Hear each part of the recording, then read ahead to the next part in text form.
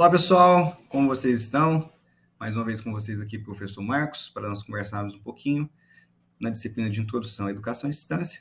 Como vocês vão lembrar, na aula passada nós falamos sobre a história da educação à distância, apontando momentos muito importantes, fases muito importantes da educação à distância. Falamos também de características, de definições da educação à distância, falamos da relevância social que a educação à distância tem, fizemos uma reflexão em conjunto de como nós percebemos a educação à distância no Brasil. Então, foi um momento muito importante. A gravação da aula vai ficar disponível e está disponível na plataforma Moodle, aqueles que não puderam acompanhar de forma síncrona ou quiserem voltar um pouquinho para rever, né, toda a discussão que aconteceu na aula, tá, a gravação do vídeo está disponível na plataforma Moodle. E hoje nós vamos falar sobre legislação do EAD.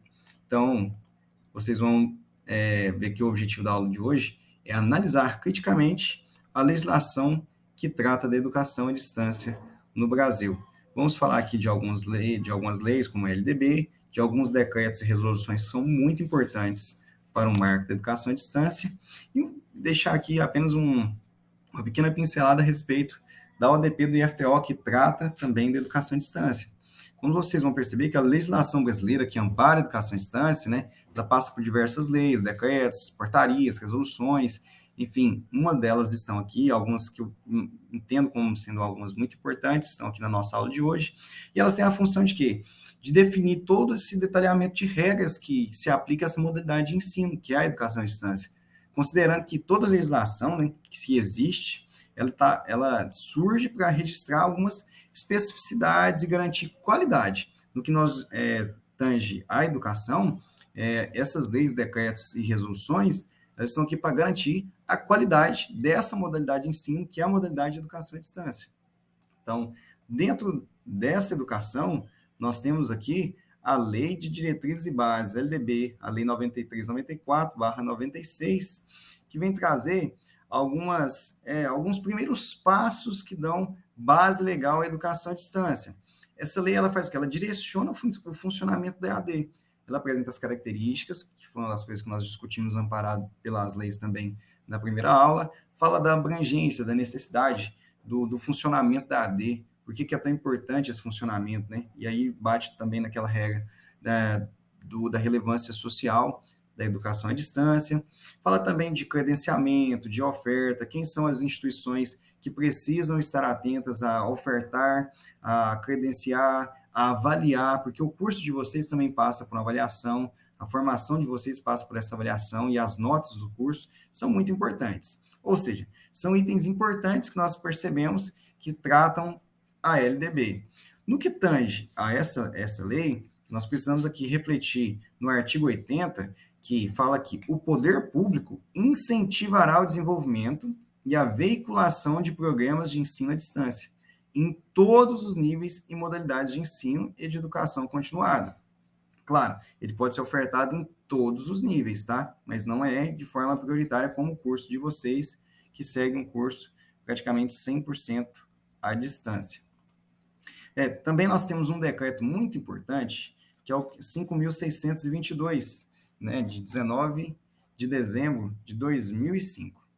Só que é uma lei que ela vem regulamentar o artigo 80. O artigo 80 fala que o poder público incentivará o desenvolvimento, só que o que faz com que, de verdade, a LDB tenha força é esse decreto. Uma das coisas que ele passa a favorecer a Lei de Diretrizes e Bases para a Educação à Distância. Por exemplo, ele obriga que os cursos formatados em educação à distância fossem projetados com o mesmo período de cursos equivalente na modalidade presencial. A gente pode pensar assim, mas eu quero entrar no curso e quero acabar rápido.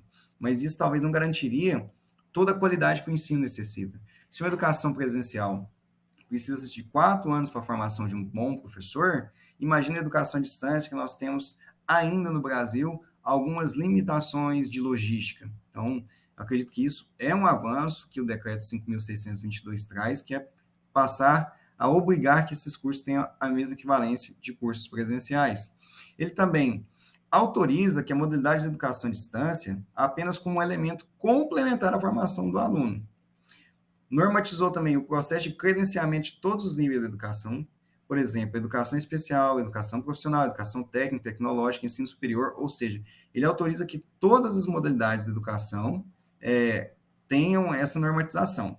Só que, na educação básica, sobretudo no ensino fundamental, ele pode estar apenas como um complemento. Então, nós não podemos ter uma educação de ensino fundamental totalmente à distância, salvo em casos muito especiais, como, por exemplo, a gente passou recentemente pela pandemia. A pandemia trouxe essa necessidade que a educação fosse totalmente à distância.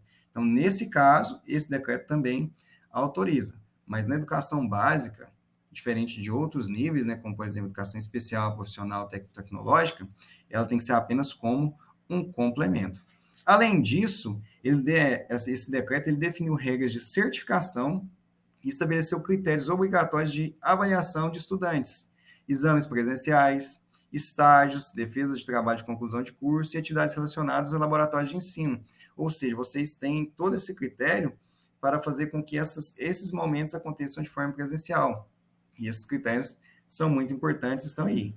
O que a gente percebe é que esse decreto, então, ele possibilita o crescimento da educação à distância, porque pela primeira vez a modalidade passou a ocupar um lugar de destaque nas políticas públicas. Até esse momento, imagino que a educação à distância não tinha muita direção, então se fazia sem uma determinada normatização. E quando não há normatização, cada um faz de um jeito e faz do jeito que quiser.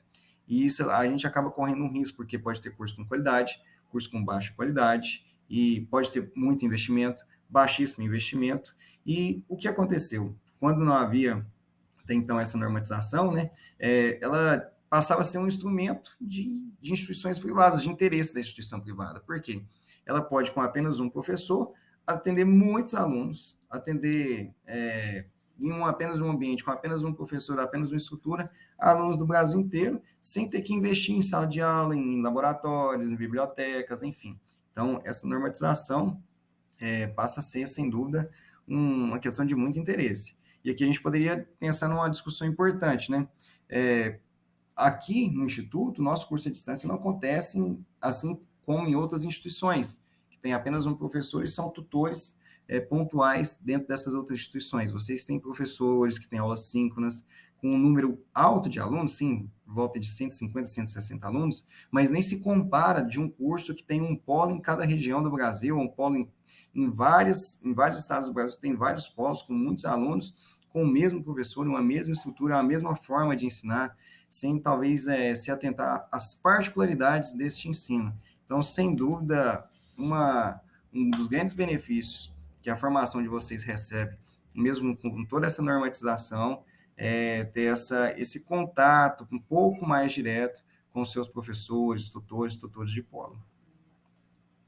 Outro decreto importante é o decreto 5.773, né, de 2006, e ele dispõe o quê? Do exercício das funções de regulamentação, supervisão e avaliação das instituições de educação à distância superior e de curso superior de graduação e sequenciais no Sistema Federal de Ensino. Quem que começa a fazer essa fiscalização, essa supervisão? Na verdade, a Secretaria de Educação à Distância, ela propõe ao Conselho Nacional de Educação, que compartilha, junto com a Secretaria de Educação Superior e a Secretaria de Educação Profissional e Tecnológica, as diretrizes que pelo INEP e os instrumentos de avaliação e credenciamento desses cursos. Então, o curso de vocês, por exemplo, ele não é aberto assim, sem um credenciamento, sem um estudo, sem critérios. Então, quem regulamenta essa questão mais burocrática do sistema é esse decreto 5.773, que traz informações importantes para que o curso de vocês funcione com muita qualidade, sobretudo os cursos superiores de educação de graduação e os cursos sequenciais. Outra questão, a resolução número 1. Uma das principais relevâncias desse documento, né, está na regulamentação da figura do tutor, ou seja, vocês até então não teriam um tutor que acompanhasse vocês nas atividades, nas plataformas, para tirar a dúvida. Imagine a distância que vocês estariam de apenas um professor. E imagine também instituições que se valem dessa modalidade de ensino para formar pessoas do Brasil inteiro, alunos do Brasil inteiro, e aí teria, por exemplo, 5.000 alunos em apenas uma disciplina, com um professor. Imagina a distância desses alunos com esse professor. Era impossível atender todos, tirar todas as dúvidas. E essa figura do tutor, ela passa a ser muito importante para os cursos EAD, porque lá você pode debater com ele, refletir com mais facilidade algumas questões, sobretudo atividades da plataforma. Ele faz esse paralelo entre o aluno e o professor. Então, a figura do tutor, ela passa a ser muito importante para que o curso à distância ocorra. O professor sozinho, gente, para planejar a aula, para ofertar atividades, mas para corrigir, para estar com vocês, atendendo todos vocês, eu acredito que se ele ficasse em apenas uma disciplina, ainda seria muito pesado. Então, ter a figura do tutor, tanto o tutor de polo, no nosso caso, e o tutor de disciplina, ele é fundamental para que o curso de vocês corra muito bem. E quem faz essa regulamentação é a resolução número 1 do Conselho Nacional de Educação. Então, valorizem os tutores de vocês, porque eles são o braço direito dessa formação. E, claro, nós temos a ODP. A ODP é o quê? A Organização Didática Pedagógica da Organização. E aí nós temos também, enquanto uma regulamentação importante da formação de vocês, a Organização Didática Pedagógica do IFTO.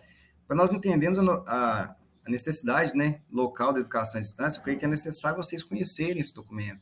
Entender que as regulamentações do IFTO passam primeiro todas pela ODP. Tudo que vocês pensarem, posso isso no meu curso, não posso isso no meu curso, por exemplo, faz sentido que vocês consultem a ODP. Geralmente os professores, ao pensarem as disciplinas, as avaliações, eles partem dessa regulamentação que estão todas presentes nesse documento. Então, nesse sentido, eu penso que é necessário que vocês tenham a leitura do documento, pois vocês poderão acompanhar durante toda essa jornada, ou seja, esse documento, né, vai acompanhar vocês por toda essa jornada da formação de vocês, então acaba sendo um documento importante, ou seja, todas as diretrizes, por exemplo, as plataformas de ensino que vocês deverão utilizar, as avaliações, a criação do curso, tudo isso passa por essa atividade. Em um primeiro momento, eu pensei em fazer uma atividade de um questionário na plataforma, mas como vocês sabem, alguns colegas e alguns tutores ainda estão sem esse acesso. Então, qual atividade vai ser lançada no grupo de WhatsApp de vocês, para que vocês possam acompanhar. Eu vou enviar isso em Google Docs, porque quando nós conseguimos deixar todo o registro, eu vou deixar aberto para e-mails que não sejam só do IFTO, porque eu vejo que muitas pessoas ainda não estão usando. Mas aqueles que puderem entrar com login do Instituto Federal, é muito mais fácil, porque geralmente os e-mails que são pessoais, eles têm nomes distintos do seu nome pessoal. Por exemplo, tem gente que coloca apelido no e-mail, coloca o nome da empresa. Então, vai ficar muito difícil a gente reconhecer se aquele e-mail é seu, se aquela atividade foi sua. Então, se puderem entrar com o e-mail do IFTO, façam isso, por favor, certo? Que vai facilitar a nossa discussão. As dúvidas que vocês tiverem podem ser sobre a aula de hoje, sobre as legislações.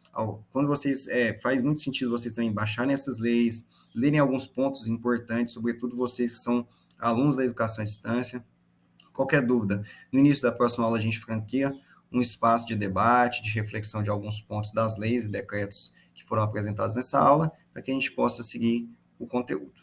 No mais, agradeço a participação de vocês e até a próxima.